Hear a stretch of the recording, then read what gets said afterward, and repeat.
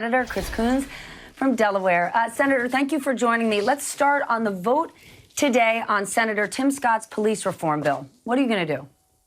Stephanie, over the last 2 days, we've heard from more than 130 civil rights organizations, the family of George Floyd, long-standing nationwide advocacy groups like the NAACP, the NAACP Legal Defense Fund, the ACLU, Leadership Conference on Civil Rights, all urging Democrats not to vote to proceed to this bill. And as a result, Senators Booker and Schumer have reached out to their counterparts, Senator McConnell and Scott, and urged them to put off this vote this morning and instead negotiate towards a bipartisan base bill. We know what's going to happen if we go to the floor today. We won't proceed to the bill that Senator Scott has put forward. I enjoy a good working relationship with Senator Scott, but his bill fails to meet this moment. We need a stronger, broader, more effective bill that actually makes transformational change in policing nationwide. But let's be honest, sir. This bill might not meet the moment, but if you block it, do you actually think that Tim Scott and Mitch McConnell are going to go back to the drawing board and present something better? Let's be honest. Well, so that's the challenge we have faced in legislating on so many different issues while I've been here, whether it's immigration reform, gun violence, criminal justice issues. In some cases, we've gotten something done, like the Criminal Justice Reform Bill, the First Step Act. In that case, you had a genuinely bipartisan effort in the House and Senate and an expressed willingness by the White House to sign the bill that came out of the process. In this moment, as it was with gun violence and immigration reform, we don't know where the president really is, and there isn't a bipartisan base bill for us to work from. So are you optimistic that if you don't sign it, you don't believe that the immediate headline coming from the Trump campaign today at 4 o'clock will be Democrats block moving forward on police reform? They're just obstructionists. You don't think that's going to happen? Of course, that's what the Trump campaign will say. Here's the question I'll put to you and that I've put to people in Delaware with whom I've met and with whom I've spoken. Who do you believe more effectively and accurately reflects this moment and what we need to take on in order to achieve reform that speaks to centuries of racial inequality and our challenges in policing? The NAACP and the family of George Floyd or President Trump and the Trump campaign? I don't think there is a lot of credibility when President Trump at his Tulsa rally was speaking about our monuments and not speaking to bringing together our country in this difficult moment. I do think, let me give you one optimistic example, Stephanie. Just 2 months ago, when we were facing the pandemic and the recession, the initial bill that was put on the floor by Majority Leader McConnell, every single Democrat went to the floor and voted against proceeding to it. Then we got aid for the states. That bill, every Democrat voted against proceeding to it. Then we got aid for hospitals and healthcare systems. Then the bill passed unanimously. So we have had standoff moments like this recently. Majority Leader McConnell knows how to legislate in a bipartisan way. It begins by having, for example, Senators Harris and Booker and Scott sit down and hammer out what a strong bipartisan compromise bill would look like. If he wants to get a result, that's the way to do it.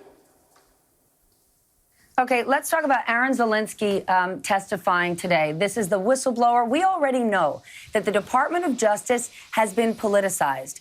Bill Barr is A-OK with accepting reputational harm. He doesn't mind because at the end of the day, he achieves what his goals are, right? Jeffrey Epstein, we don't really know what happened. We know that Bill Barr wrote a 4-page summary that misrepresented Robert Mueller's report. We know that IGs have been bounced, and the Attorney General of the state of New York got fired on Friday night. Lots of bad headlines, but Bill Barr still keeps his job, and he keeps on trucking. Anything you can do about that? Well, as you know, Stephanie, when the U.S. attorney was fired from the Southern District of New York, when those other actions regarding the IGs happened, this testimony today, it simply adds to the clarity, to the sharpness with which senators like myself and many others, mostly Democrats in the House and Senate, are speaking up about the inappropriate way in which Attorney General Barr is politicizing decisions at the Department of Justice. You've seen career prosecutors step off of cases, resign in protest. Over 1,000 former career DOJ officials speak out against politicized sentencing decisions, changes in the pursuit of case law. This is a very concerning moment. I don't think we've seen a moment where the Department of Justice and the rule of law were as seriously at risk as this since I was very young during the Watergate era. And frankly, the only thing that's going to change Attorney General Barr's behavior at this point is a different outcome in the election and a different president.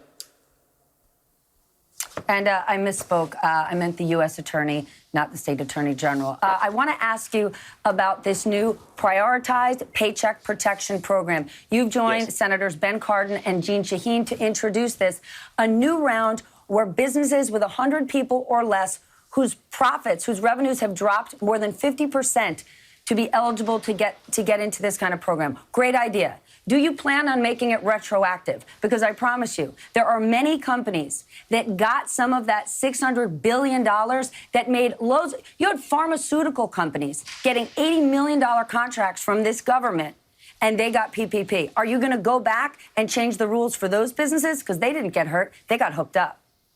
Okay, so we're conflating two things. Let me try and speak to both of them quickly. Senator Cardin is the ranking Democrat on small business, where I also serve.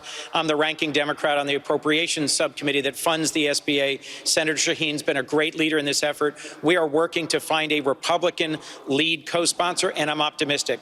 There is still $130 billion unspent in the existing PPP program.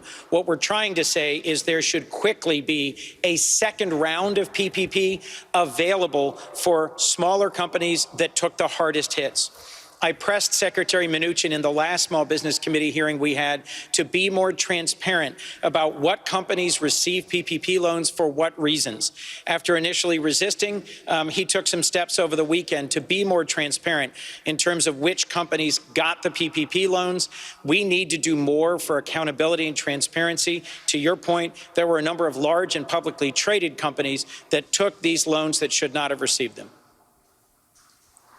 Do you know when, I know we're out of time, do you know when we're going to be getting that information from the Treasury Department? I don't, but I'd be happy to get back to you on it. I appreciate it. Thank you so much for joining me this morning. I appreciate it.